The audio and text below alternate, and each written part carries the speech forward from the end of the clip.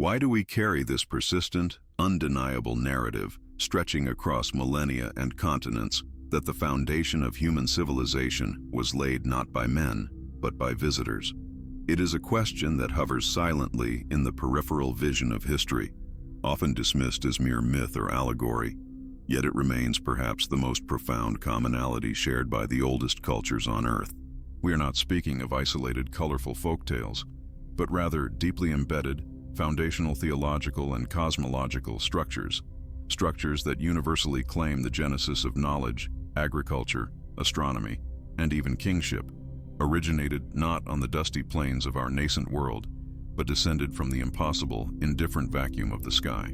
This consensus, this astonishing uniformity across peoples who could not have possibly communicated, from the ziggurats of Mesopotamia to the celestial observatories of the Maya and the enigmatic valleys of the Indus, demands not skepticism, but a deep, unsettling curiosity. If we strip away the millennia of ritual and interpretation, if we look beyond the painted masks and golden idols, what remains is the stark, raw testimony. The first architects, the first teachers, the ones who gave us the gift of consciousness in its sophisticated form, were travelers. They were the celestial agents, the Neteru in Egypt, the Vimana riders in ancient India, the Quetzalcoatl who arrived across the water, always connected to a place beyond the atmosphere, always referred to as the gods who came from the sky. But here is where the story truly begins to feel estranged from comfortable history. If these were simply deified natural forces, the sun, the moon, the rain, why the need for detailed narratives of arrival and departure? Why the elaborate description of vehicles, brilliant light, noise, and the specific requirement for landing sites? A sunset needs no ramp. The wind requires no crew. Yet the ancient texts are meticulous, almost frustratingly precise, suggesting an eyewitness account struggling to catalog technology it could only interpret through the lens of divine intervention. It forces us to ask, is it possible that the definition of a god was simply the only available vocabulary for describing a being whose technological capability rendered them indistinguishable from a supreme creator? This shared memory is too vast, too detailed, and too geographically separated to be coincidental. We find ourselves standing at the very edge of history, looking into an abyss of time where the lines between fact and faith blur completely. If we are to truly understand our origins, we must first learn to listen to the whispers of forgotten memory, those deep, haunting echoes that suggest we were not alone at the dawn of civilization. This journey requires patience, reflection, and an open mind, because what the ancients were trying to convey was complex, unsettling, and perhaps entirely literal. Before we proceed further, pause for a moment and allow the weight of that uniformity to settle. The idea that every major ancient civilization shares this core memory. If you find this premise compelling, or if you feel that history has overlooked something fundamental, please consider sharing your thoughts on this foundational premise in the comments below, perhaps using the phrase "original architects" to help us track the collective insight as we navigate these complex historical currents together. And remember to like this presentation and subscribe, ensuring you stay connected to this unfolding investigation as we peel back the layers of time. The weight of this investigation rests heavily on a specific cradle of civilization, Sumer. It is here, etched into clay tablets that predate the established historical narrative of complex society, that we find the most explicit, unapologetic, and scientifically baffling accounts of celestial visitation. These tablets do not just imply gods from the sky. They name them, categorize their roles, and detail their methods of travel. They speak of the Anunnaki, those who in the translation of their cuneiform name mean those who from heaven to earth came. This isn't allegory, it reads like a manifesto of arrival. The Sumerian kings list, for example, assigns reigns of impossibly long durations to the first rulers, explicitly stating that kingship was lowered from heaven. This language is a powerful narrative device, establishing a direct physical lineage between the celestial originators and the earthly rulers. It's an uncanny consistency that refuses to be ignored. The idea that the power structure was outsourced, not organically grown. We move from the textual records to the geometry of descent. Look at the precision of the astronomical knowledge possessed by the Sumerians. a precision that should have been impossible for a culture supposedly still developing basic writing and agriculture. They understood the precession of the equinoxes, mapped the outer planets, and, critically, spoke of a 12th planet, Nibiru, long before modern telescopes confirmed the solar system's true extent. The question is not how intelligent they were, but how they knew. This knowledge seems instantaneously downloaded, fully formed, onto the human psyche. It is here we recognize the signature of an external influence, a sudden, unexplained leap in capacity that defies the slow, incremental climb of Darwinian evolution. If the gods were truly benevolent teachers who descended, then the geometric placement of structures, the meticulous mapping of constellations, and the sudden emergence of codified law all become understandable. They were blueprints dictated by superior knowledge. The uncanny consistency continues to echo across vast oceanic distances. Consider the Olmec civilization in Mesoamerica, separated by thousands of miles and millennia from Mesopotamia. Yet the Olmec also spoke of founding ancestors who arrived from across the water, often depicted with non-native features, long beards, strange cranial structures, and always linked to serpentine imagery or avian vessels descending from the clouds. Why the consistent motif of the flying serpent or the feathered deity who gives laws and then promises to return? Whether it is Quetzalcoatl in Mesoamerica or Thoth in Egypt, the narrative arc is identical. The teacher arrives in a brilliant spectacle, imparts essential knowledge, sets up the first infrastructure, and then leaves, guaranteeing a cyclical return. This introduces the concept of the cosmic cycle, or what the ancients sometimes called the Great Year, a period of immense time linked to celestial mechanics. The gods of the sky were not static. They were travelers tied to predictable, vast orbital paths. The promise of return inherent in nearly every celestial myth suggests that the relationship between the gods and humanity was not a permanent residence, but a scheduled visitation. They were perhaps in their own calculus, simply making regular stops, timed to specific moments in Earth's orbital wobble. This cyclical understanding of history, where golden ages are followed by catastrophes, and then the return of the teachers, creates a deep sense of historical unease. It implies that human history is not a straight line of independent progress, but a curated narrative, interspersed with periods of intervention and periods of abandonment. We must then confront the legacy of the Watchers. In numerous traditions, there are references to a subset of these celestial beings, known variously as the Igigi in later Mesopotamian texts, or the Watchers in apocryphal biblical accounts, who actively interacted with humanity, often against the express orders of their superiors. These beings are frequently credited with teaching humans prohibited arts, metallurgy, cosmetics, warfare, and writing. This suggests a hierarchical structure among the visitors, implying that Earth was perhaps a project or an outpost, subject to internal management disputes. The narrative of the Watchers serves as a powerful psychological component. It establishes that the influence from the sky was complex, multi-layered, and potentially morally ambiguous, further distancing the concept from simple spiritual deities and moving it closer to complex, organized crews operating within established protocols.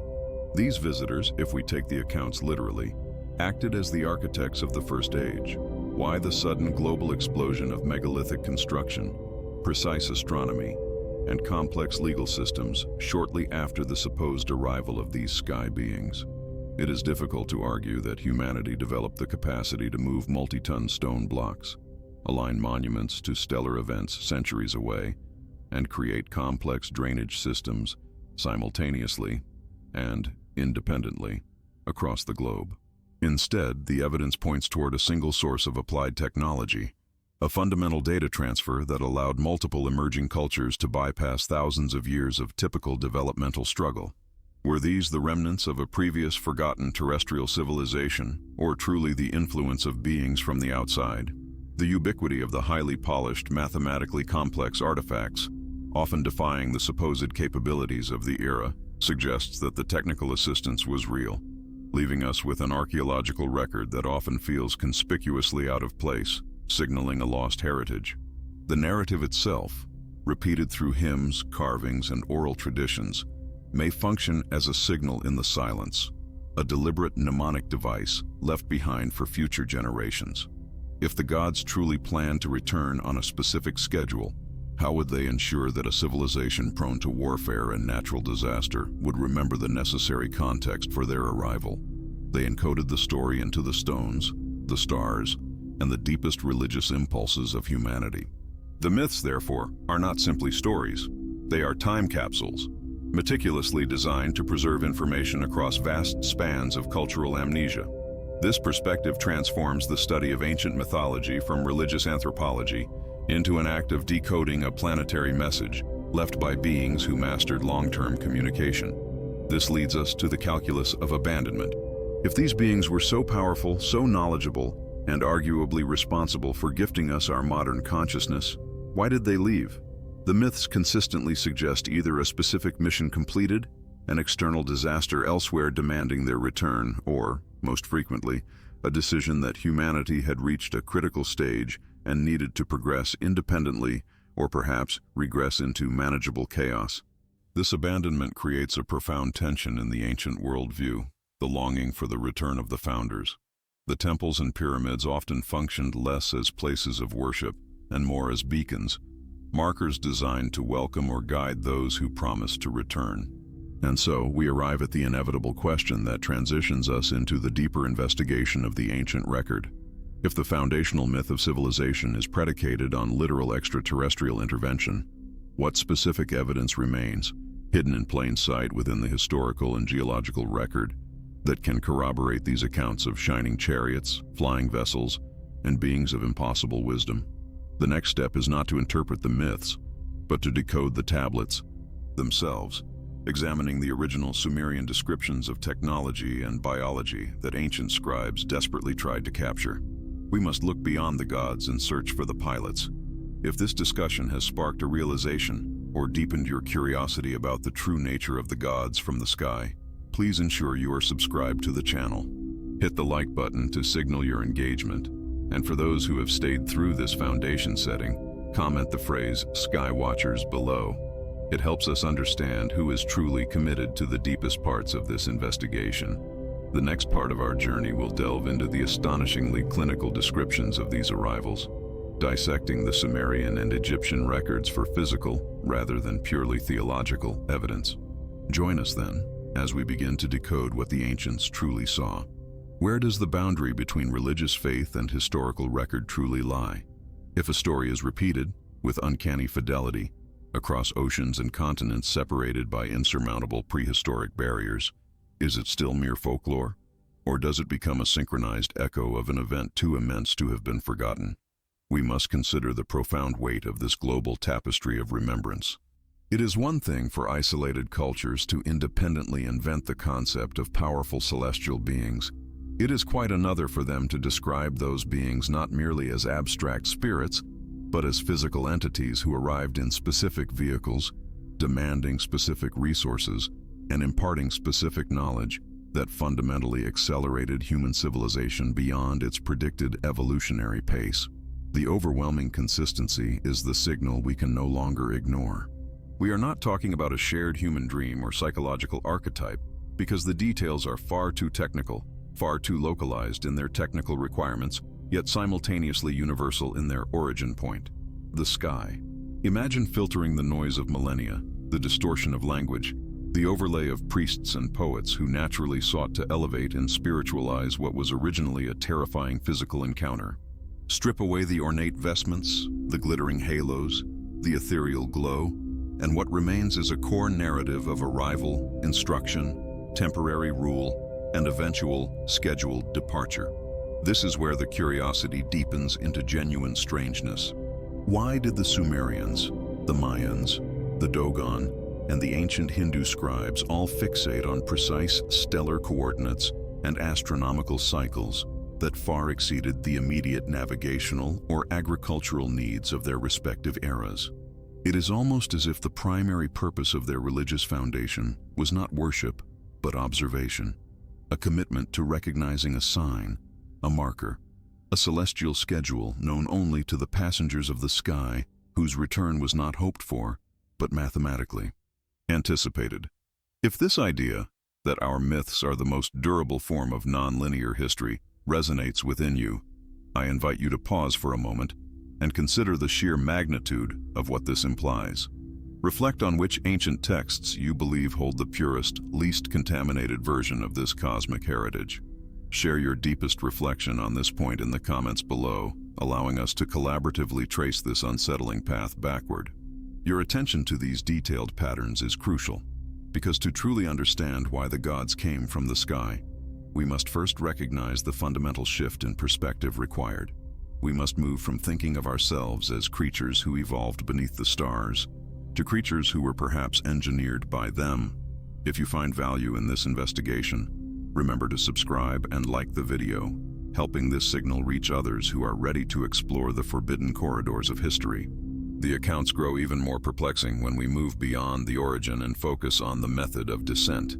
These descriptions are frequently laden with mechanical attributes. We read not of gentle floating down on clouds, but of terrifying noise, roaring thunder, intense heat, and a blinding light accompanied by dense black smoke that obscured the surrounding landscape. The description of the Hindu Vimanas, the fiery chariots of the Old Testament prophets, or the meticulously detailed accounts in Sumerian cuneiform of the Emu or the Dingir ascending and descending, consistently suggest the operation of physical engineered craft demanding enormous expenditure of energy.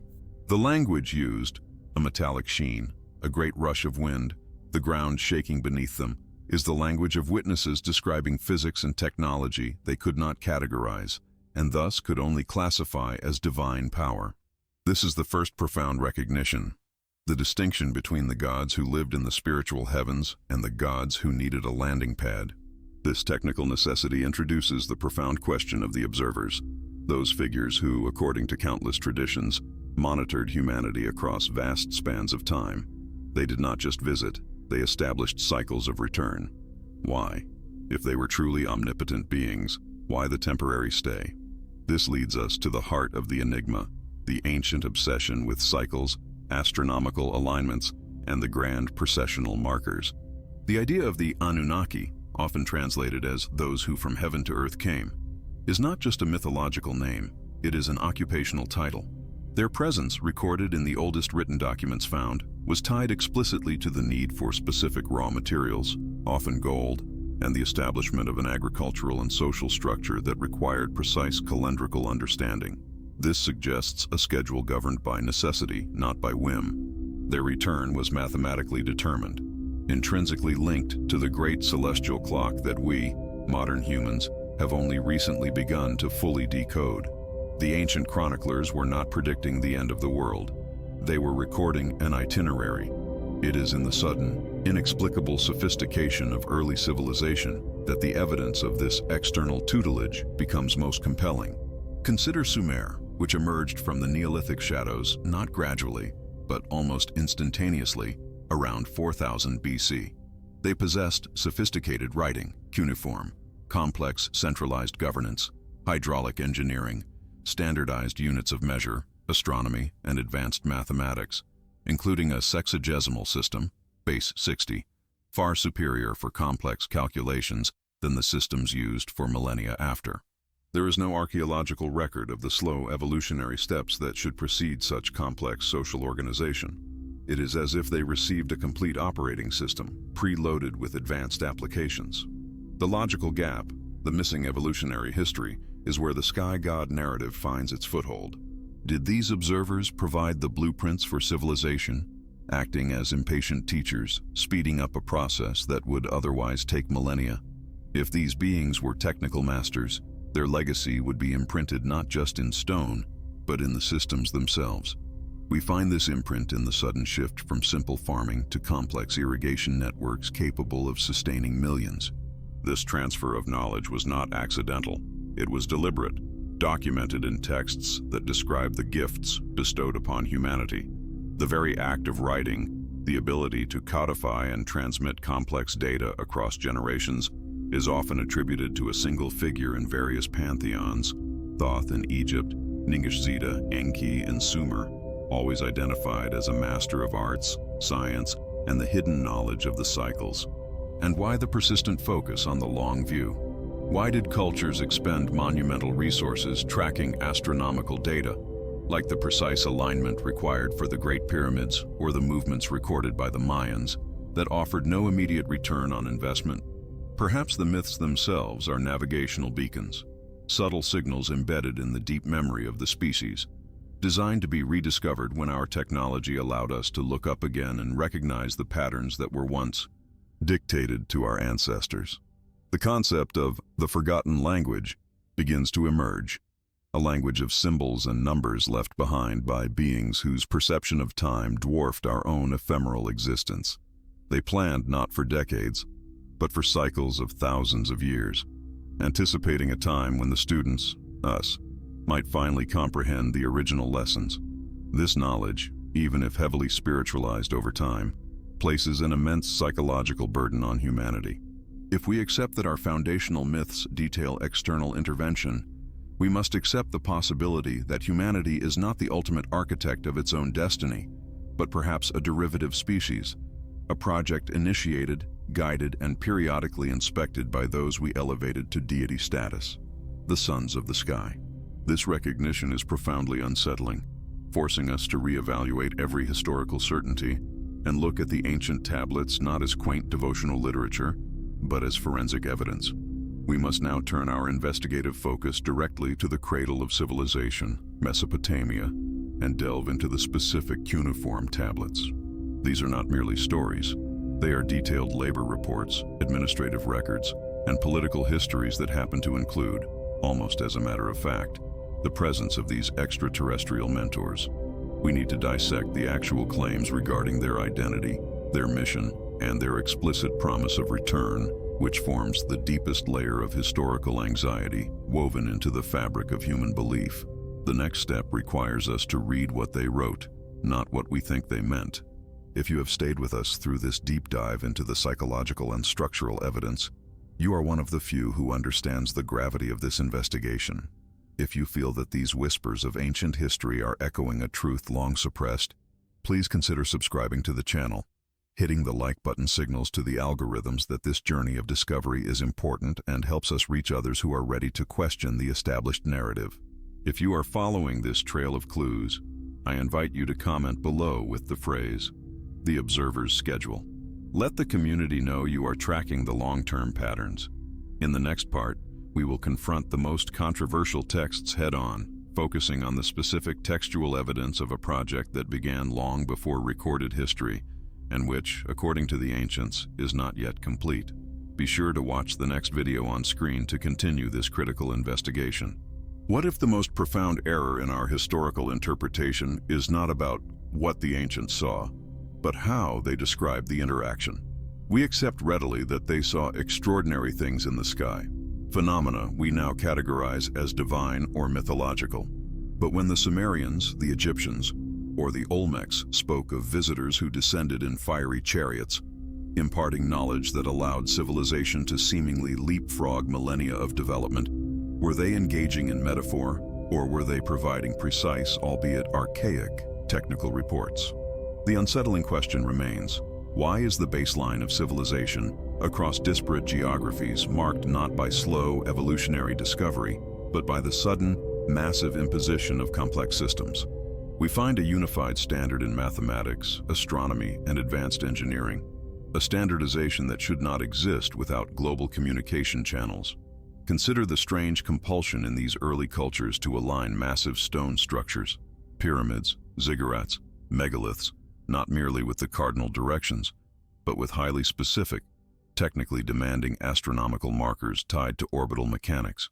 Were they trying to worship the stars, or were they creating persistent, unchanging terrestrial markers for navigators descending from the turbulent atmosphere, perhaps using patterns only visible from a significant altitude? It is a curiosity that morphs into strangeness when we realize that the precise orientation to constellations like Orion or the Pleiades often required mathematical precision, far exceeding the stated technological capacity of the people who built them. It is as if the builders possessed the plans and the labor, but the architectural and astronomical sophistication belonged to a completely separate inherited knowledge base. This sophisticated geometry, etched into the very stones of Giza, Teotihuacan, and Angkor Wat, acts less like a testament to faith and more like a permanent, immovable signal. a message encoded in durable matter, waiting for the intended recipient. The historical record suggests a powerful moment of sudden intellectual acceleration, a blinding flash of comprehension that jump-starts agriculture, law, writing, and metallurgy simultaneously. Where did the blueprint come from? If we are truly dedicated to following this historical echo, we must not dismiss the possibility that these sudden advancements were the direct result of mentorship, or perhaps even intervention, by entities who possessed a far more comprehensive understanding of the cosmos than we typically afford to ancient deities. The moment of recognition arrives when we stop asking, why? They believed in sky gods and start asking, what tangible, technical information these alleged gods deposited. It is in the transfer of this highly specialized knowledge of celestial mechanics, of the precession of the equinoxes, of elements heavier than iron, that the narrative transitions from religious belief to historical evidence of an exterior influence. If you find yourself experiencing a deep intellectual resonance with these questions, understanding that the layers of myth must be peeled back to reveal the structural integrity of ancient knowledge, then you are essential to this journey. We are navigating a fragile historical timeline where the context is everything. To ensure that this deep exploration continues and reaches those who are ready to question the established narrative, reflect on these complexities in the comments below. Let us know if you perceive these ancient accounts as allegories for natural events or as direct, literal memory of contact. Your participation enhances the visibility of this investigation, allowing more eyes to witness the uncomfortable truths we are uncovering. If you feel compelled to see where this path leads, a simple like and subscription ensures you don't miss the next critical layer of this investigation. This brings us to the unsettling nomenclature. When the foundational texts of Mesopotamia refer to the Anunnaki, they are not using flowery spiritual terms. The literal translation, those who from heaven to earth came, is a shockingly direct description of origin and mode of transportation. There is a profound linguistic unease generated by this sheer literalism. Why, if these were merely personifications of natural forces, the sun, the wind, the river, would their titles focus so aggressively on an extraterrestrial arrival? The language is observational, documentary, almost bureaucratic. This shift in perspective, from gods who are the sky to beings who came from the sky, is pivotal. It implies movement, technology, and intentionality. This intentionality is invariably tied to a deeper, cyclic understanding of time. The greatest preoccupation of the ancient astronomers, and thus the supposed sky gods, was the concept of the return. This wasn't merely a hope for resurrection, but a calculation, often connected to vast cosmic movements, particularly the 26,000-year cycle of the precession of the equinoxes. The gods did not just leave, they promised a time, a specific astronomical signal that would herald their reappearance. This introduces a creeping realization. If the ancients meticulously tracked these cycles and built enormous observatories to mark them, it suggests they were preparing for an event that transcended mortal history. They were managing an inheritance, maintaining a signal, for entities operating on a timescale far grander than human generations, a gradual revelation that forces us to question if our own history is merely an interim period between two cosmic appointments. What then was this inheritance? Mythology is rife with accounts of these visitors engaging in genetic modification or direct creation of humanity, often described as mixing their own essence, or blood, with the native clay or hominids already present. This genetic legacy, if taken literally, speaks to an unparalleled level of biological intervention. Why would highly advanced beings focus their immediate efforts on engineering a servile, yet intelligent workforce? The legends are graphic and consistent. The creation of Homo sapiens was a pragmatic project designed to relieve the celestial visitors of tedious labor, such as mining rare elements. This realization elevates the discussion from simple cultural exchange to profound existential manipulation. We are forced to consider the uncomfortable possibility that the rapid intellectual ignition of humanity was not the natural outcome of evolution, but the result of a deliberate, temporary genetic uplift designed for a specific operational purpose that ended when the overseers departed. Yet, despite the stories of technology, the flying ships, the weapons of immense power, the instantaneous communication, where are the physical artifacts? The greatest mystery is the absence of technology. We are left only with the memory of its use and the geometric architecture designed perhaps to honor or signal the users. This deepening unease suggests an almost surgical precision in the removal of evidence.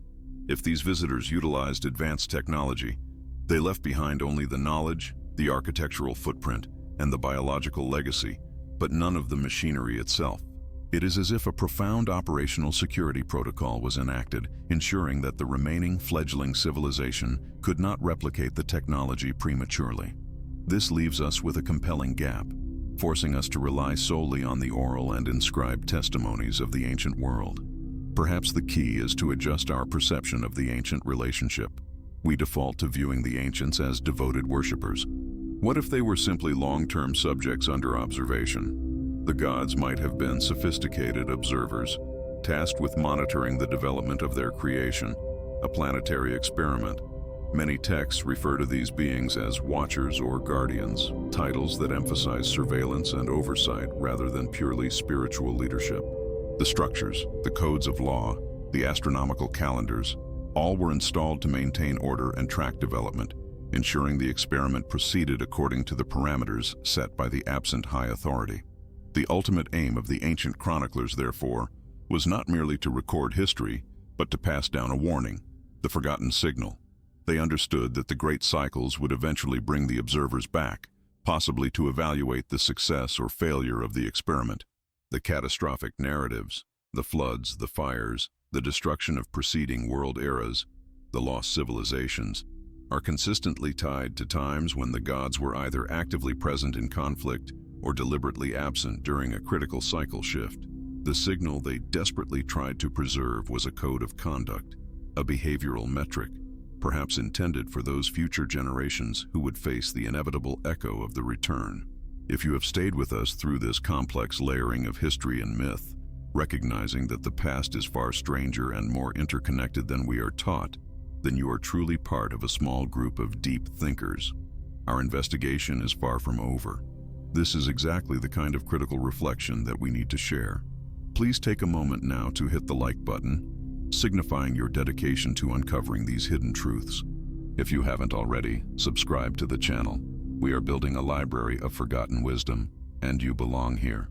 For this part, I ask you to comment specifically with the phrase, "The architecture is the signal." Use those words to mark your place in this ongoing discovery. Do not miss the next phase of this investigation, which will appear on your screen now as we begin to analyze the true nature of the cosmic timetable and the precise moment of the anticipated return. The next cycle awaits. Did we misunderstand the nature of time itself when we began to categorize these ancestral memories? Perhaps the most unsettling aspect of diving into the mythology of the sky gods is the realization that the past, as we conceive it, a linear, fixed sequence of events, may be nothing more than a carefully constructed facade, designed to manage a truth too vast and too complex for continuous human comprehension. We often look at the magnificent megaliths of Egypt, the precision of the calendar systems of the Maya, or the deep astronomical knowledge of Sumer, and ask, how did they do it? But a more profound question immediately asserts itself. Why did they know they needed to do it? This is the point where curiosity curdles into profound strangeness, where the comforting historical narrative snaps, revealing the structural displacement beneath. The evidence suggests not just a transfer of information, but a transfer of urgency.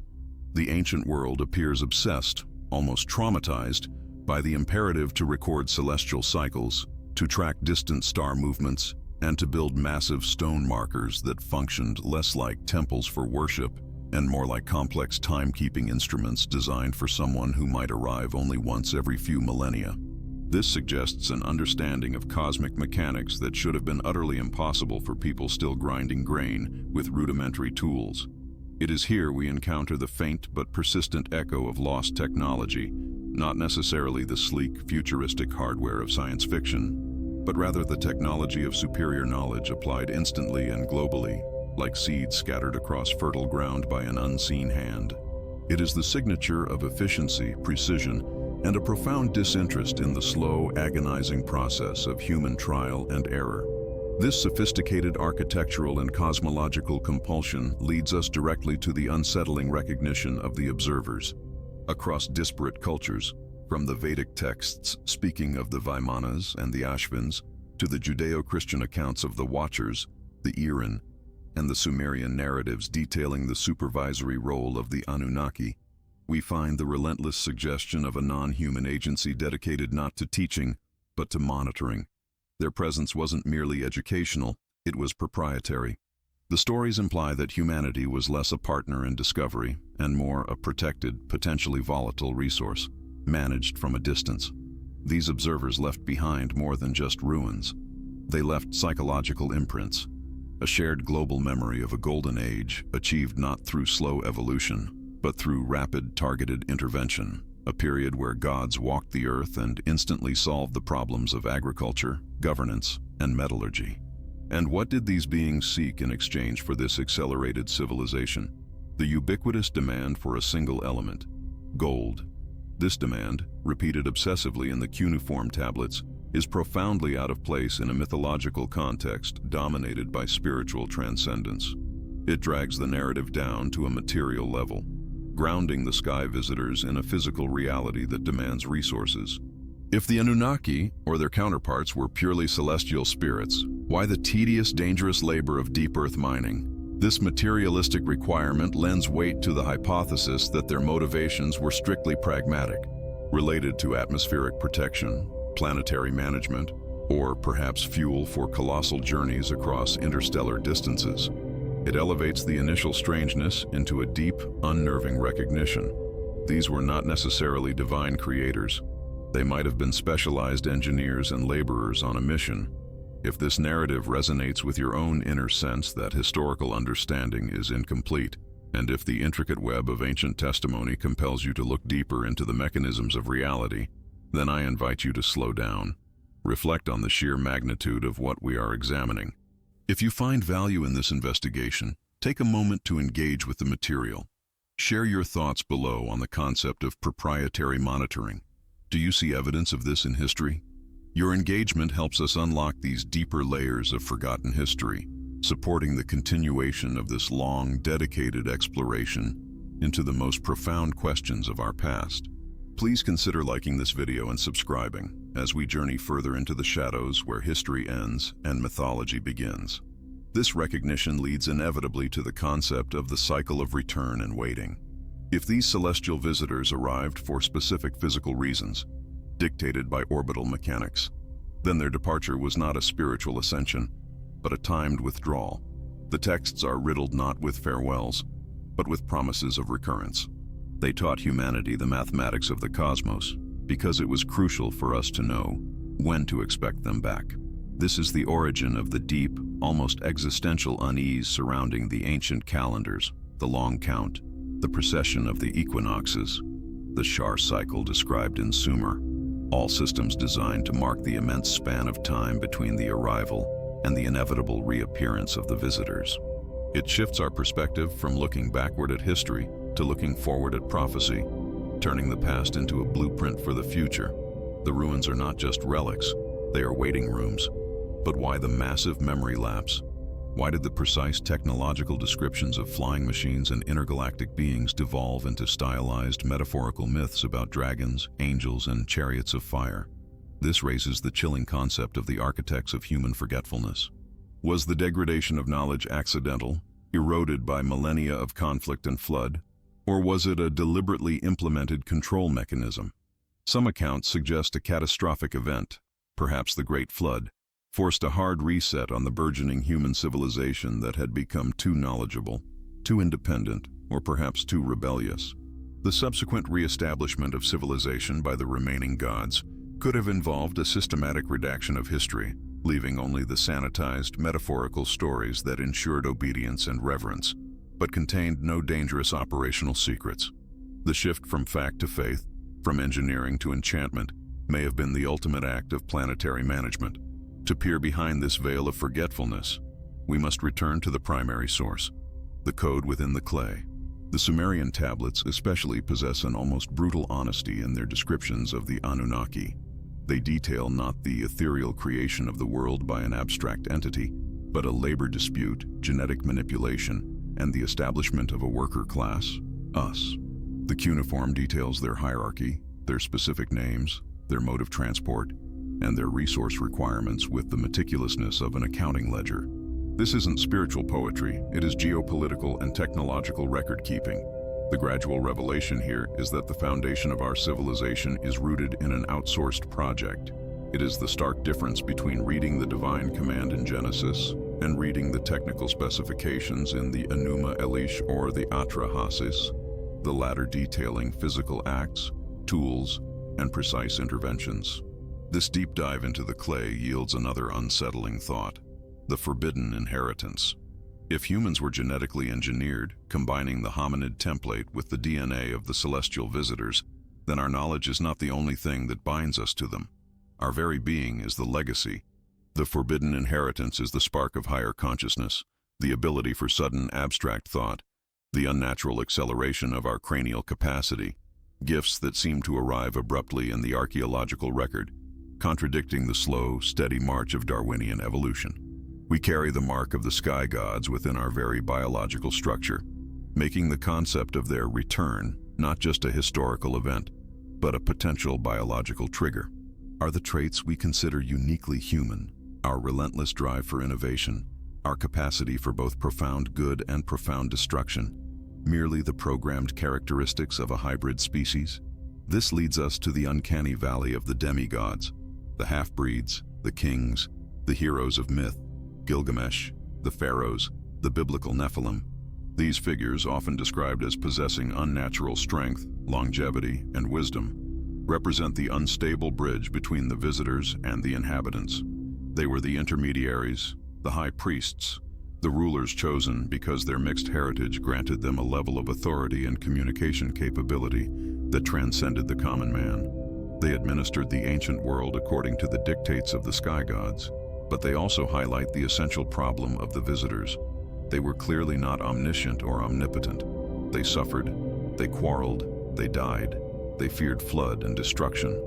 The realization is that the gods who came from the sky were perhaps just advanced, powerful, and frighteningly long-lived physical beings. A terrifying notion that undermines millennia of theological belief and replaces it with cosmic anthropology. The weight of all this data, the architectural impossibilities, the gold demand, the cyclical promises, the genetic traces, culminates in a quiet dread of recurrence. If the visitations were cyclical, tied to the return of a specific celestial body, then the question shifts entirely from if they will return to when.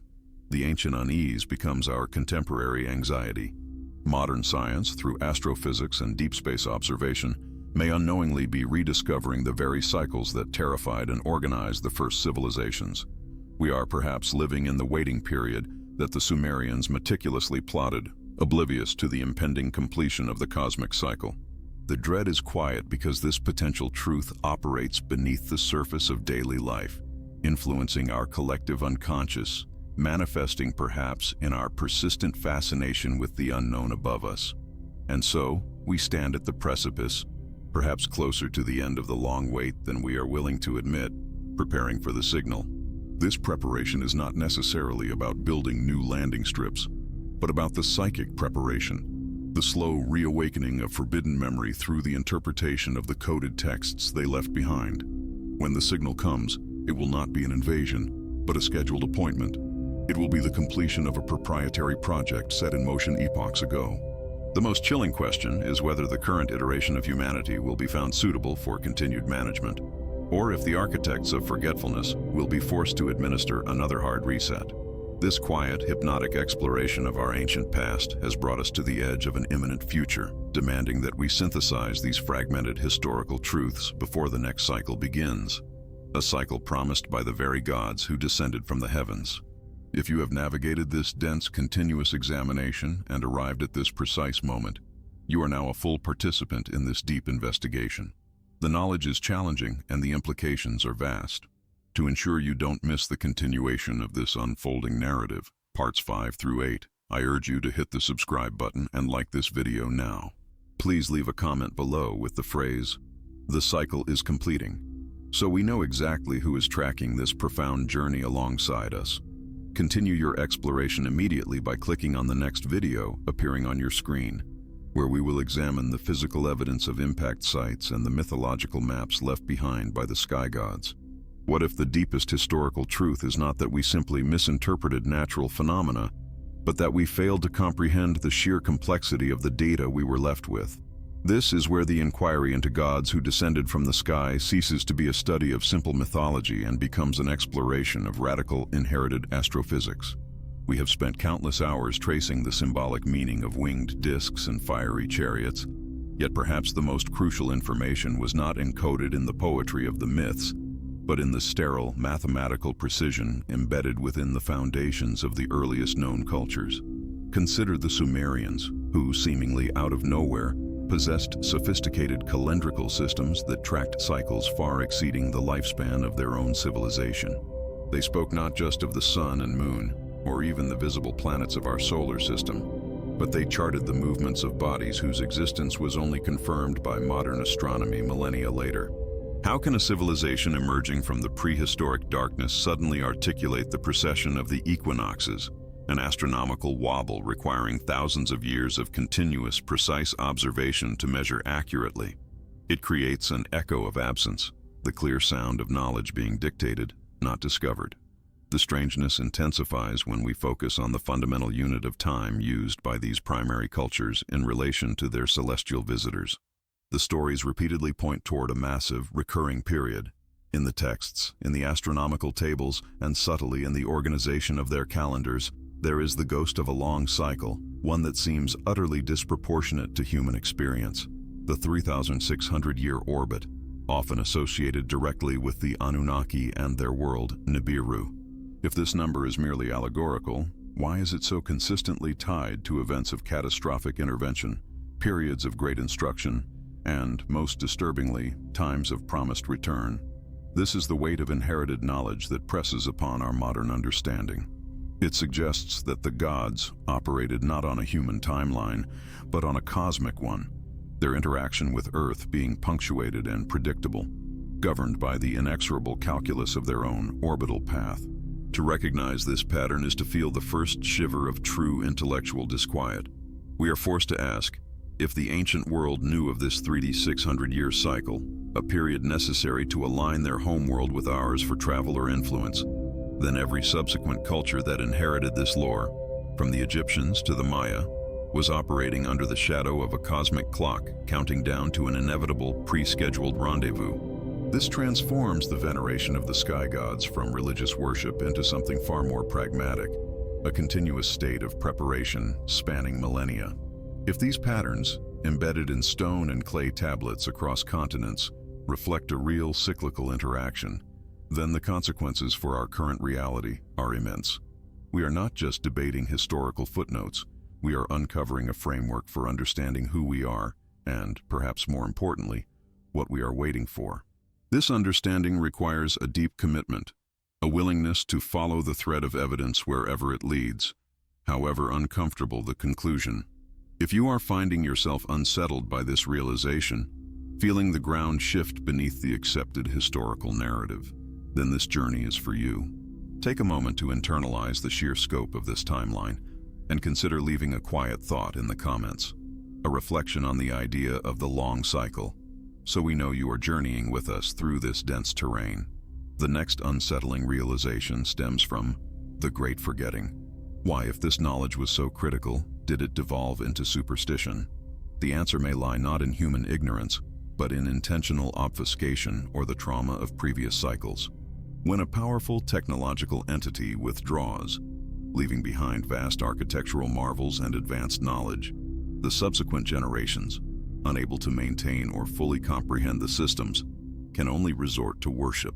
The original purpose is lost, replaced by ritual. The megalithic sites, Göbekli Tepe, Tiwanaku, Baalbek, cease to be functional infrastructure, perhaps markers, energy collectors, or navigational aids, and become sacred ruins.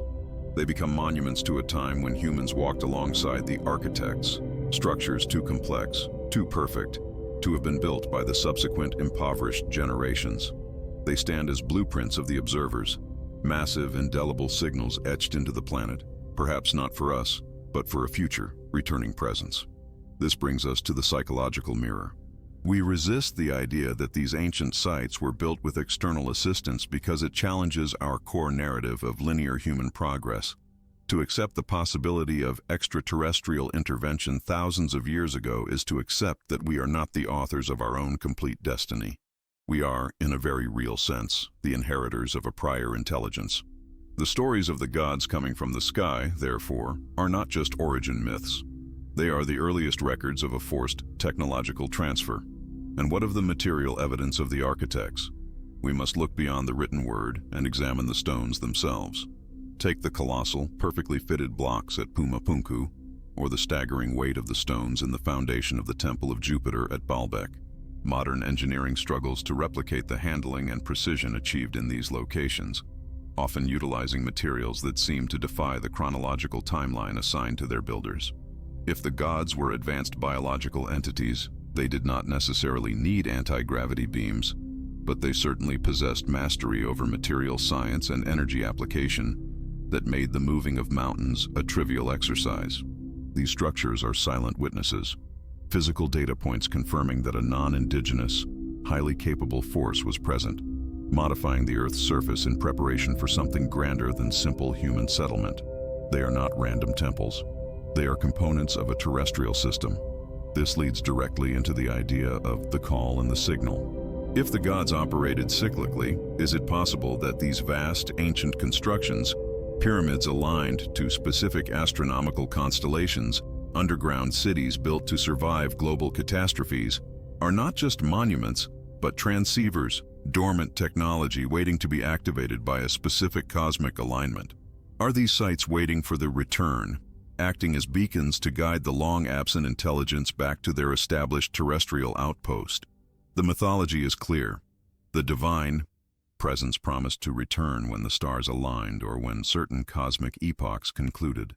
The structures themselves might be the physical manifestation of that promise.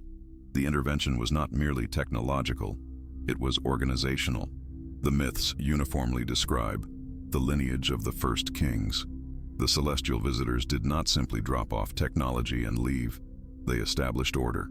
They selected specific individuals, often referred to as demigods, or figures of semi-divine lineage, to govern the early human populations. This was the birth of the concept of divine right, a political structure designed to maintain the integrity of the inherited knowledge and resources until the next visitation. The kings were the appointed stewards, the caretakers of the sacred covenant, ensuring that the critical knowledge, the astronomical charts, the geographical markers, and the history of the Anunnaki was passed down, even if its ultimate meaning was slowly forgotten by the masses. This political inheritance confirms that the visitations were sustained, intentional, and focused on resource management and control, rather than fleeting benevolence. We are now faced with the most difficult challenge: integrating this cyclical return into our modern historical timeline. If the 3,600-year cycle holds, and if the ancient civilizations were actively preparing for this event, then the study of the gods coming from the sky transitions from a historical query to a pressing existential forecast. The remnants of these civilizations, the forgotten data, the inexplicable structures, the unsettling precision of their prophecies, all point toward an impending horizon. They compel us to look up, not just in awe or fear, but with the specific, chilling recognition that the heavens might not be empty, but merely silent, operating on a schedule far grander than our own. We must now turn our attention to what these sky gods left behind, not just the myths, but the operational protocols for their next arrival, the details of which may be hidden in plain sight within the very fabric of our earliest structures. If you have stayed with us through this deep dive, absorbing the weight of this cyclical history and the implications of the Great Forgetting, you understand that this is more than just a historical documentary. It is an unfolding investigation into the true nature of our past and our probable future. The most important discoveries often happen in the comments, where dedicated investigators connect the dots we leave open. Therefore, if the concept of the inherited blueprint resonates with you, please consider subscribing to the channel to continue receiving these detailed analyses. Like this video to help us reach others seeking this profound level of inquiry. For your comment, simply write the phrase, "The cycle must continue." That single phrase signifies your commitment to uncovering the final layers of this ancient puzzle. We are on the brink of revealing the specific mechanisms of the sky gods' technology, the true meaning of the stellar alignments, and why the ancients so desperately documented the potential for their imminent return. Do not miss the next part, which appears on your screen now. What remains elusive is not the presence of these celestial visitors, but the profound silence that followed their initial devastating visitations. We have meticulously documented the architectural brilliance, the astronomical precision, and the staggering sophistication that characterizes the dawn of recorded civilization, from Sumerian clay tablets detailing the Anunnaki to the meticulously aligned stones of the Olmec and the early Egyptian dynasties. Yet, a fundamental contradiction persists. If the instruction received was so revolutionary, so technologically advanced, why did the ensuing human endeavor seem to suffer a calculated, almost deliberate regression? Why the systemic failure to sustain the pristine architecture of the original blueprint? This is where curiosity turns sharply into estrangement. We are forced to consider a possibility far more disquieting than simple creation myth, the possibility of abandonment, or perhaps a structured withdrawal, predicated on timelines and cycles utterly alien to human comprehension. The records, particularly those attributed to the Mesopotamian cultures, speak endlessly of kingship descending from the sky and of technologies that defied gravity and harnessed cosmic energies. But they also speak of vast periods of despair, floods, and the inevitable forgetfulness. It is as if the grand knowledge was implanted as a seed, watered briefly, and then left to fend for itself in a harsh, untamed garden. This pattern of intermittent stewardship suggests a temporal dissonance. The beings who came from the sky operated on a cosmic clock, while humanity operated on a merely terrestrial one. The recognition of this vast scheduling difference starts to emerge when we examine the astronomical components embedded within the myths. The return of the gods is consistently linked not to arbitrary human calendars but to immense celestial mechanics, often revolving around the precession of the equinoxes, cycles spanning 26,000 years, or specific orbital alignments that occur over thousands of years. These are not merely symbolic metaphors. They appear to be logistical schedules for a distant intelligence whose homeworld, perhaps the legendary planet Nibiru or some other distant source, required a specific window for transit and interaction. If we accept this premise that the gods were extraterrestrial beings bound by cosmic constraints, then their departures were not capricious, but necessary. Their legacy, therefore, was not merely a gift of culture, but a complex, coded inheritance left behind for humanity to manage until the next scheduled intervention. The resulting dissonance, the gap between the inherited knowledge and the ability to maintain it, led directly to the rise of religion and worship. What was once technology became magic. What was once instruction became divine law. The Great Pyramids, the megalithic structures of Malta, the intricate underground cities, all stand as silent, colossal question marks, monuments to a period where human capacity seems to have momentarily merged with an external, superior intellect. It creates a deep, unsettling sense of having missed the point entirely, of inheriting a powerful, complex mechanism only to use it as a very large, impressive paperweight. To truly begin decoding the ancient narrative, we must first recognize our own historical amnesia, the Great Forgetting, which compels us to look at the myths not as stories of faith, but as fractured engineering manuals.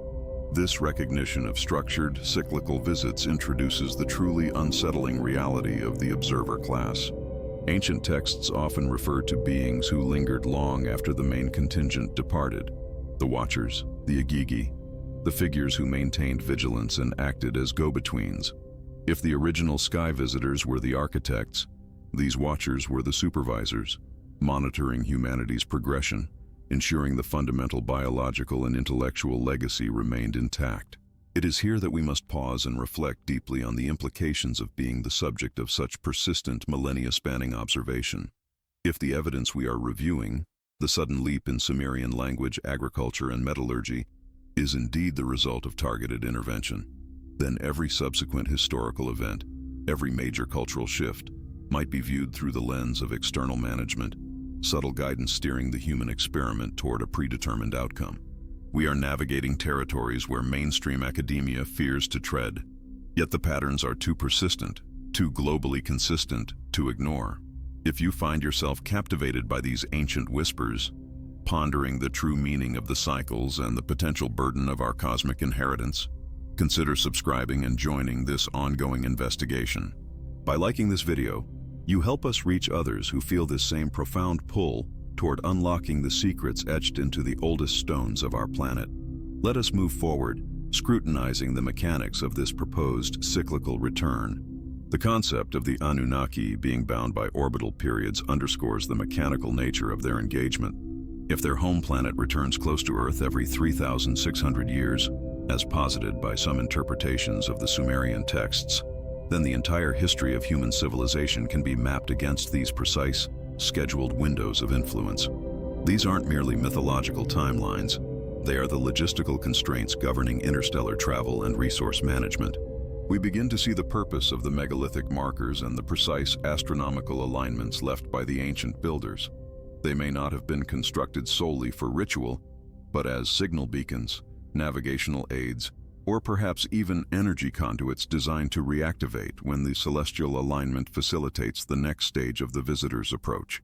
The inherited technologies disguised as divine implements were essential components of this management plan. Consider the Ark of the Covenant, the Shem of the Egyptians, or the flying chariots described in Hindu epics. These artifacts represent the material remnants of a technologically superior culture, tools left behind to influence, defend, or perhaps accelerate human development during the long periods of absence. But the great mystery surrounding these artifacts is not just their power, but their disappearance. Were they intentionally reclaimed, or were they simply rendered inert by the Great Forgetting, becoming dangerous or misunderstood relics in the hands of a rapidly regressing civilization? The silence of these objects today might itself be a signal, a marker indicating that the necessary conditions for their function, whether astronomical or energetic, have not yet returned. This brings us to the profound weight of legacy. If humanity is, as the Sumerian texts suggest, a genetically modified workforce, then our ongoing existence constitutes the primary asset of the departed sky visitors. The burden of this legacy rests on ensuring the continuity of the species and the preservation of the essential cultural seeds. The floods, the cataclysms, the periods of global conflict, these events, seen through the lens of the observer, represent challenges to the stability of the project. This deepens the inquietude. We are not sovereign players in our history, but perhaps custodians of a bioengineering marvel whose fate is intrinsically tied to a non-terrestrial schedule. The gradual revelation lies in understanding the nature of the signal. What precisely triggers the return? Is it a change in the frequency of cosmic rays, a gravitational perturbation, or simply a pre-programmed marker observed from a distant vantage point? The ancients, steeped in reverence for the stars, were perhaps better equipped than we are today to read these cosmic signs. Their relentless focus on predicting celestial events, often leading to brutal precision in their observatories, was not merely an intellectual pursuit. It was survival mechanism, a desperate attempt to anticipate the return of the architects and ensure readiness. If you have stayed with us through this dense web of cycles and speculation, feeling the weight of the past pressing against the present, then you are ready for the ultimate question. Are we currently receiving the silent signal? Are the increased reports of unidentified aerial phenomena, the sudden global cultural awakenings, and the technological leaps we witness today merely echoes of the past or harbingers of the future? Is the Anunnaki influence, that deep inheritance, once again approaching its critical juncture? The path we walk is not just one of historical analysis, but of deep introspection into our own capacity for denial. To ignore these repeated patterns, the shared global narrative of gods descending from the firmament, is to willfully blind ourselves to the cyclical nature of our civilization. The structures remain, the texts endure, and the sky continues to turn, mocking our short-sighted timelines. If you recognize the importance of piecing together this vast cosmic puzzle, if you believe that the answers to our future lie buried in the wisdom of these lost civilizations, then make sure you are subscribed to the channel. Like this video to acknowledge the seriousness of this pursuit, and please comment below with the phrase, "Legacy of the Sky." This simple act helps us know who is truly dedicated to following this investigation to its conclusion. Join us in the next installment, Part 7, where we will examine the direct evidence of genetic manipulation and what the ancient prophets truly meant when they spoke of the preparation for the Great Return. The clock of the cosmos is ticking, and the shadows are growing long. What if the most profound deception in human history wasn't an act of malice, but a simple failure of translation across millennia?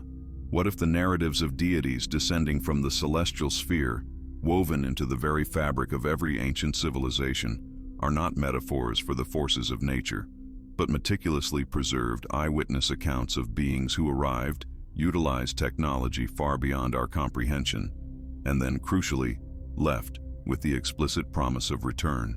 This idea forces us to confront a silent and pervasive unease, the unsettling possibility that we have been systematically misinterpreting history, mistaking advanced physics for divine omnipotence. The most compelling, and arguably the most frightening aspect of these sky god narratives is their absolute insistence on cyclicality. The ancient chroniclers, whether in the Fertile Crescent of Sumer, the dense jungles of the Maya, or the high plateaus of Egypt, did not merely record a visitation. They charted an itinerary. They spoke not of eternal, omnipresent spirits, but of potent individuals whose presence was tied to specific astronomical alignments or vast temporal epochs. The great cycles, the yugas, the recurring celestial movements that dictated the ebb and flow of their time on Earth. Why would gods, if truly omnipotent, need to leave? And why would their return be predictable, tied to the precise, measurable swing of a cosmic pendulum? This structure suggests a dependence on factors external to Earth, factors perhaps rooted in the orbit of their own home world, or the necessary interval required for deep space travel. It suggests a logistics problem, not a spiritual command. We are forced to recognize the inherent strangeness in treating these records as spiritual texts alone. When the Sumerians meticulously detailed the arrival of the Anunnaki, those who from heaven to earth came, they cataloged their tasks, their tools, and their genetic experiments with the stark bureaucratic dryness of an inventory ledger. The accounts are often mundane in their detail, describing conflicts over resources, the establishment of industrial centers, and the need for labor. This isn't the vague, shimmering poetry of true religious revelation. It is the transcription of a highly detailed, though ultimately confusing historical intervention. And it is here, in this estrangement between the mythic interpretation and the observational record, that the true weight of the inquiry settles upon us. We begin to understand that the initial awe of early humanity turned these technological observers into gods, transforming their shuttlecraft into chariots of fire, and their communication devices into the voice of prophecy. The recognition dawns slowly, unsettling the comfortable certainties of traditional archaeology. We are dealing with an inherited knowledge that, through the sheer duration of time, has been filtered through a rapidly devolving linguistic and intellectual framework, culminating in what can only be described as the Great Forgetfulness. The very purpose of their arrival, to survey, to mine, perhaps to guide, or even merely to use Earth as a temporary outpost, has been entirely subsumed by the resulting mythology. The inquisitive mind cannot help but pause at this juncture. If we are indeed staring at the most significant observational record of antiquity, a shared global historical account detailing interaction with non-terrestrial entities, then the conversation must move beyond mere belief. It requires a profound intellectual commitment to follow the thread of this forgotten knowledge. It requires us to acknowledge the weight of this possibility and to process the sheer scale of the implications for our own place in the cosmos. If these accounts truly hold the key to understanding our genesis, our early history, and the source of the rapid technological leaps seen in Sumer and Egypt, then it is vital that this investigation continues, without prejudice or preconception. If this intellectual journey resonates with the deepest parts of your own curiosity, if you feel the urge to participate in the restoration of this lost narrative, then I encourage you to acknowledge this shared recognition. Take a moment to gently tap the like button and consider subscribing to ensure that this collective pursuit of the hidden chapters of history remains visible and supported. Your engagement is the fuel for this continued exploration. The core of the inquietude lies in the decoding of the celestial clockwork. Why, for instance, are the prophecies of return so meticulously linked to observable phenomena? It wasn't arbitrary. It was the recording of a predictable trajectory. The ancient skywatchers were not merely gazing at the heavens for comfort, they were observing a schedule. The sudden mastery of complex astronomy by multiple geographically isolated cultures suggests not a slow, independent intellectual development, but rather the rapid transfer of sophisticated knowledge. Knowledge specifically relevant to tracking those who came from the sky. Think of the precession of the equinoxes, the intricate mapping of stellar houses, the precision of calendars that track colossal periods of time. Why such a grand scale, unless they were measuring an equally grand orbital period? This deepens the recognition. The signs in the sky were not omens. They were timestamps left by an intelligence operating on a vastly longer schedule than the lifespan of a civilization. As we delve into the gradual revelation, the focus shifts from the divine actions to the physical mechanisms. The myths are riddled with descriptions of devices that function precisely like advanced technology we are only now beginning to conceptualize. Teleportation, instant translation across space, weather manipulation, localized destructive energy weapons described as the fire of the gods, and most tellingly, vehicles that defied gravity, labeled as Vimanas in India or the boats of heaven in Egypt. These are the signatures of technology disguised as magic. When an ancient scribe watches a craft ascend vertically without wings or fire, the only descriptive tool available is the divine. The error is not in the observation, but in the categorization. The gods were, in this light, simply the operators of machinery they possessed. This perspective brings us inescapably back to the Sumerian accounts, which remain the least embellished source. The Anunnaki were described with physical forms, hierarchies, and familial disputes. They were subject to injury, required sustenance, and, most tellingly, needed specific elements and environments to thrive on Earth.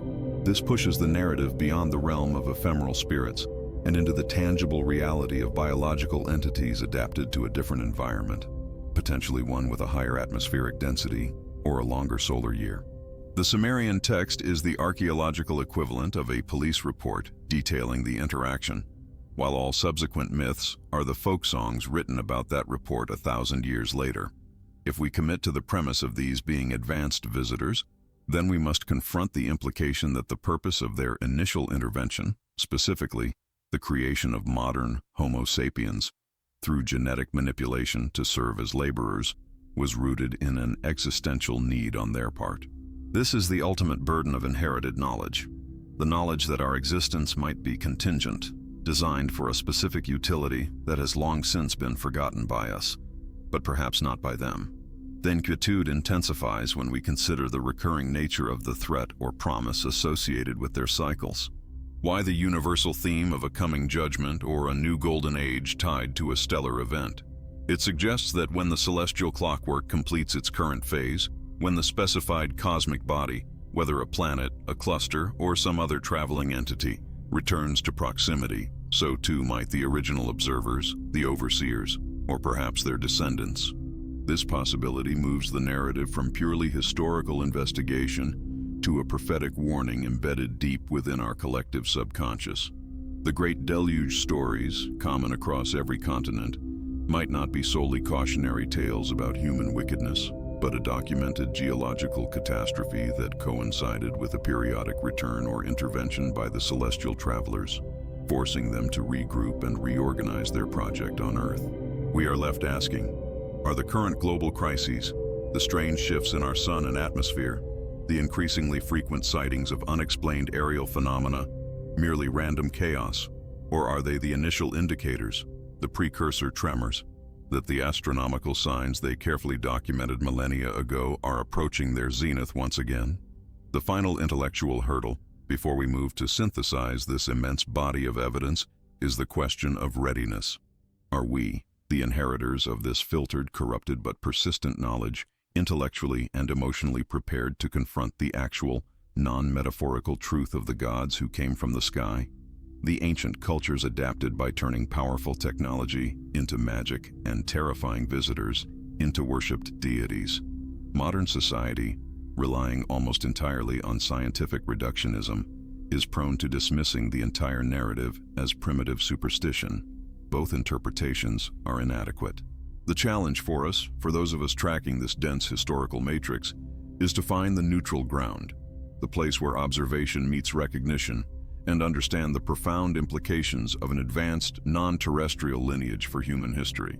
This is the critical shift in perspective that Part 8 must address, the final step in connecting the scattered pieces of the ancient puzzle into a cohesive, if terrifying, picture of our origin and potential future. If you have stayed with us through this deep dive, absorbing the gravity of these ancient accounts and the recurring cycle of the sky visitors, you belong to a distinct group, a community dedicated to uncovering history's most carefully guarded secrets. The next part of this investigation will finally synthesize these threads, focusing on the evidence left behind and what the ancients intended for us to understand about the final return. To ensure you do not miss the ultimate conclusion to this monumental investigation, subscribe now. Please tap the like button to show your support for this kind of deep, challenging content. And because this journey is built on observation, let me know your thoughts on what we've discussed by commenting the word observation. This simple act helps us know who is genuinely focused on decoding the reality behind the myths. We are preparing now for the final chapter, the ultimate convergence of the past and the future, which you can continue to watch right here on your screen. After millennia of whispers echoing across deserts and mountains, past the ruins of fallen empires, we stand at the final precipice of this investigation. We have meticulously tracked the lineage of myth, observed the impossible synchronicity between cultures separated by oceans and epochs, and stared into the profound silence left behind when the supposed gods ascended back into the void. But what if the greatest deception was not the nature of their arrival, but the certainty of their departure? This final chapter demands a stillness of mind, a willingness to look beyond the immediate archaeological evidence and consider the terrifying scope of cosmic time. We are no longer asking if ancient civilizations spoke of beings descending from the sky, but why they preserved these accounts with such desperate fidelity, carving them into granite and weaving them into the very fabric of their spiritual existence. Was it reverence, or was it a form of enforced archival, a desperate message encoded against the inevitable erasure of time? Consider the pervasive narrative across nearly every major civilization: Sumerian, Egyptian, Mesoamerican, where the celestial visitors did not merely arrive and teach, but established a rigid framework, a set of instructions predicated on obedience and, critically, a promise of return. This is the echo of departure, the lingering reverberation that suggests the story we have been analyzing is not a record of a historical event, but the first installment of an ongoing cosmic contract. The moment the great celestial vessels vanished, humanity was left alone, but not abandoned. They were left with the inheritance, the architectural blueprint, the complex mathematics, and the astronomical knowledge that defied their purported level of technological sophistication. Yet over the vast expanse of eras, this inheritance was not cherished uniformly. It was corrupted by translation, twisted by localized fear, and ultimately deliberately obscured. This leads us to the concept of the engineered forgetfulness. Did the sky dwellers intentionally seed confusion into the narrative before leaving? Perhaps recognizing that raw, undeniable knowledge of their power would stunt human development, they allowed the facts to decay into the palatable simplicity of myth. The highly specific instructions on precession, the construction methods for megalithic sites, the advanced knowledge of orbital mechanics, all these facts were slowly eroded, leaving behind only the ritualistic shell, the empty temple. The high priests became historians of dogma rather than curators of physics. This preservation, whether intentional or accidental, was designed to survive the cycle of cataclysm. Our ancestors, acutely aware of cosmic rhythm, understood the great year, the precession of the equinoxes, and the devastating impact of cyclical planetary shifts. It is uncanny that the periods of supposed divine intervention often coincide with epochs of great terrestrial instability, floods, ice ages, continental shifts. Were these gods simply opportunistic, arriving during planetary trauma when humanity was most vulnerable and dependent? Or were they observers who understood the precise timing of these destructive cycles, intervening only to ensure the survival of their engineered experiment? If they operate on a scale of time measured in millennia, our modern concept of history, spanning mere centuries, is irrelevant. They play a long game, waiting for the celestial clock to strike a specific hour. If this resonance echoes in your own mind, if the cyclical nature of these appearances suggests a pattern too precise to be random folklore, we encourage you to pause and reflect on this complexity. Share your deepest intellectual curiosity with us. Your willingness to question the accepted narrative is the very engine that drives this investigation forward. It is vital that we share these thoughts, not just as historical inquiry, but as a preparation for what may still be unfolding. Please consider liking this journey of exploration and subscribing to ensure you do not miss the continuity of this essential research. For the fragments we analyze today may be the keys to tomorrow's reality. The inherited blueprint is undeniable. We find symbols of flight and advanced energy generation etched into Egyptian temples thousands of years before Da Vinci, and astronomical observatories in the Americas aligned with precision that required instrumentation unknown to those cultures. These are not coincidences. They are residual data points.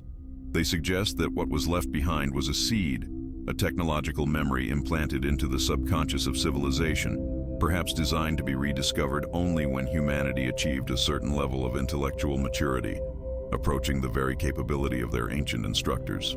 The sudden flowering of civilization after the Younger Dryas catastrophe, the leap from primitive hunter-gatherer societies to sophisticated urban planners, suggests a forceful, accelerated intervention, a shortcut provided by entities who understood engineering on a galactic scale. But the story does not end with the departure of the primary figures, the Anunnaki or the Elohim. There remained the Watcher's Vigil. Throughout mythology, there are accounts of semi-divine beings, giants and heroes, the Nephilim, who acted as intermediaries, or perhaps supervisors. Were these the maintenance crew, the biological hybrids left behind to guard the archives, observe the progress, and subtly steer humanity away from self-destruction or premature discovery? Their legends are often tragic. Creatures caught between two worlds, immortal power and mortal decay, ultimately being purged or fading into the remote corners of the world.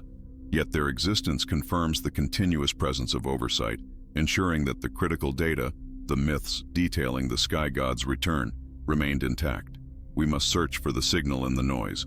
For generations we have treated the pyramids, the ziggurats, and the Nazca lines as enigmatic curiosities. But what if they are markers, deliberate directional beacons left for the celestial travelers?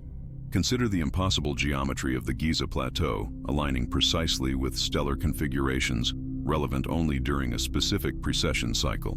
These monuments, resistant to time and erosion, serve as giant, fixed points on the terrestrial map, shouting across the void, signaling, "We are here."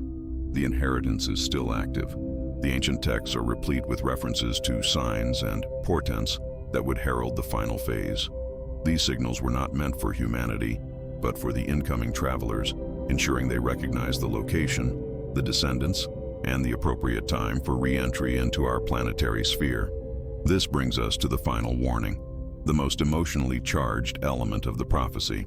The ancient texts do not universally depict the return as an era of unconditional peace and salvation. There is dread, cataclysm, and reckoning. The purpose of these detailed prophecies, from the Maya long count to the various apocalyptic visions, may not be merely to predict the future, but to prepare humanity for the difficult choice that must be made upon their reappearance. Will we greet them as saviors, blindly accepting their authority and advanced technology, repeating the patterns of submission established millennia ago? Or will we finally stand as equals, having utilized the inherited blueprint to achieve true self-sufficiency and cosmic maturity? The fear woven into the myths is perhaps a functional warning. Be cautious of those who claim dominion over the heavens, for their motivations may not be purely benevolent. The ultimate reckoning forces us to confront the existential question: were they benefactors or colonists? If their intervention was driven by a need for resources, be it gold, knowledge, or genetic material, then their return would signify not salvation, but a harvest. If they saw Earth as a laboratory, then the current geopolitical and ecological crises might be seen by them not as failures, but as necessary stages of refinement. They may have viewed us as a species requiring periodic calibration, and the prophecies of destruction accompanying their return might merely be the procedural steps required for the renewal of their project. If this hypothesis holds true, then the gods who came from the sky are not spiritual entities, but technological masters operating outside our current moral framework, treating planetary civilization as an agricultural endeavor. We see this cosmic mirror reflected in our own current trajectory. Humanity, now reaching out into space, designing self-replicating artificial intelligence and manipulating the genome, is becoming the very thing the ancient civilizations described. We are building our own celestial chariots, striving for dominion over planetary bodies, and debating the ethics of altering primitive life forms we might encounter. The technologies described in myth, vimanas, thunderbolts, instantaneous communication, are rapidly moving from science fiction to scientific reality. This convergence is not accidental. It is the culmination of the blueprint they provided. We are graduating from the terrestrial laboratory, and that graduation may be the precise signal that summons the original instructors back for the final assessment. The time for intellectual curiosity is merging with the threshold of reality. Every unresolved archaeological anomaly, every untranslated tablet, every conflicting narrative of the Sky People now gains a sharpened urgency. We stand on the precipice of the inevitable threshold, a moment where the ancient past collides violently with our technological future. The question is no longer who they were, but what they expect of us now, as we become mirrors of their own advanced state. This transition requires not just reflection, but action, an internal preparation for the monumental shift in human identity that must accompany the realization that we are not alone, and never truly were. The tapestry of human history has been woven around the expectation of a specific celestial event, and all the evidence suggests that the thread is about to reach its final knot. If you have journeyed with us through every winding path of this investigation, absorbing the unsettling parallels and confronting the deepest implications of the ancient narratives, then you understand the weight of this knowledge. Your presence here, at the end of this profound chapter, signifies a commitment to truth that transcends comfortable belief. We invite you to formally join this community of deep thinkers. Please subscribe to the channel, like this comprehensive exploration, and most importantly, share your commitment to the long history of this planet by commenting below with the specific phrase, the inherited threshold. This journey into the shadows of history never truly concludes. It merely pivots to the next revelation. Continue to explore this profound saga with us by watching the next recommended investigation appearing on your screen now.